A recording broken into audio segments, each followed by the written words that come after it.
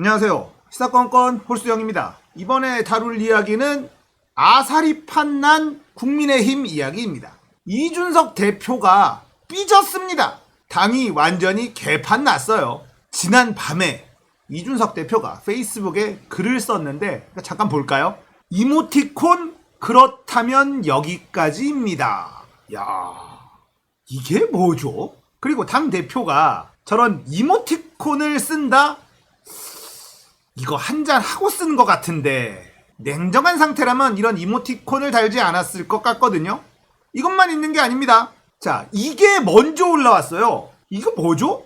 이 이모티콘은 무슨 뜻일까요? 자, 이런 이모티콘을 남기고 그 다음에 웃음 이모티콘에 그렇다면 여기까지입니다 라는 글을 썼습니다. 자, 아무튼 정상적인 상태는 아닙니다. 저는 암만 생각해도 이거 술 한잔 하고 쓴 것 같아요. 대한민국 제1야당의 당대표가 밤 늦게 이런 이모티콘을 올린다? 야, 이거는 너무 격이 좀 떨어지잖아요. 굉장히 감정적인 상태에서 쓴 것이다. 이런 느낌이 오는데, 자, 이준석이 쓴 글을 토대로 이 상황을 한번 분석해 드리도록 하겠습니다. 자, 최근 사건들부터 하나씩 뒤로 돌아가면서 분석을 해보죠. 자, 범죄심리학자 이수정 경기대 교수를 윤석열이 영입을 합니다. 이준석은 반대했습니다. 이 양반이 여성 할당제를 주장하는 페미니스트거든요. 이준석 입장에서는 이수정 영입하면 그동안 공들여서 우리 편으로 만들어온 이대남들 다 떠난다. 당연히 반대할 수밖에 없죠. 근데 윤석열은 이준석의 말을 듣지 않았습니다. 그냥 자리에 앉혀버렸어요. 이수정의 남편은 윤석열과 동창입니다. 그리고 검사예요. 이준석의 반대가 먹히지 않은 이유도 있었습니다.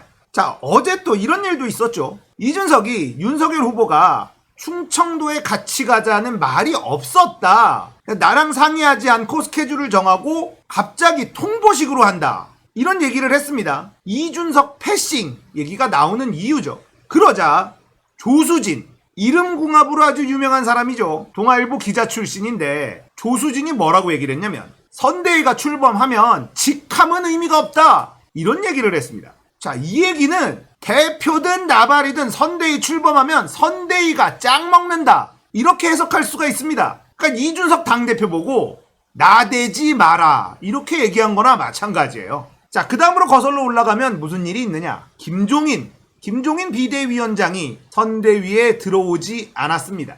이준석은 김종인이 반드시 필요하다. 이렇게 줄곧 주장하고 있는 사람입니다. 지금도 그렇게 주장하고 있고요.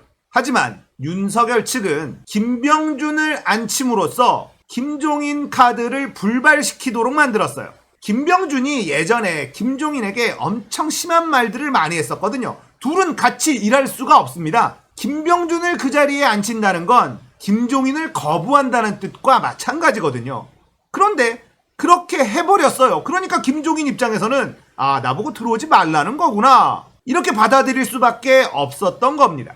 자, 그렇다면 윤석열은 왜 김종인보다 김병준을 앉힌 것일까? 김병준이요, 국민대에 있습니다. 국민대는요, 김건희의 유지 논문, 이거 아직도 조사 안 하고 있죠. 이 와이프하고 또 연관이 돼 있네. 그러니까 김병준도 자리 하나 만들어줘야 되는 상황이라는 겁니다.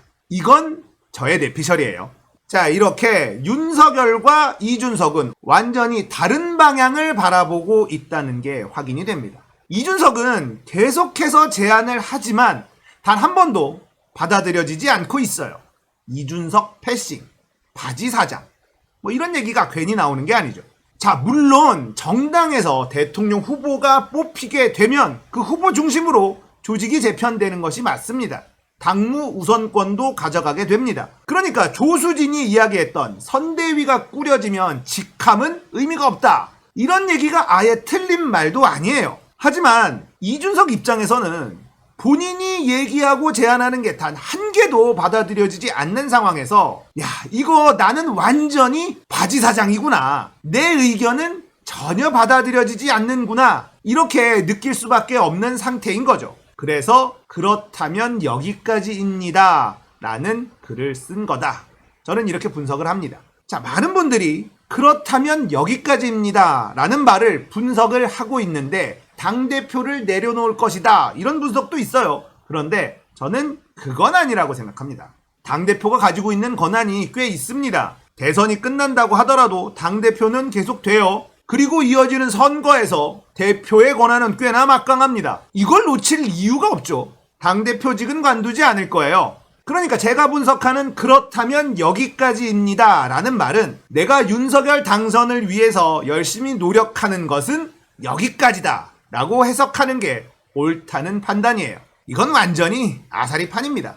지금 국민의힘이 돌아가는 걸 보면 도로 새누리당으로 가고 있거든요. 사실 도로 새누리당으로 가면 절대 선거에서 이길 수가 없는데 지금 방향은 그렇습니다. 도로 새누리당으로 가고 있어요. 목소리가 높은 사람들이 누구냐? 정진석 같은 사람입니다. 자, 이준석과 윤석열의 갈등, 이거는 봉합될 수 없는 지경까지 와버렸는데요. 예전에 이준석이 이런 얘기를 한 적이 있어요. 하이에나들, 파리떼, 윤석열 후보 주변에 이런 사람들이 많다, 이렇게 얘기를 한 적이 있습니다.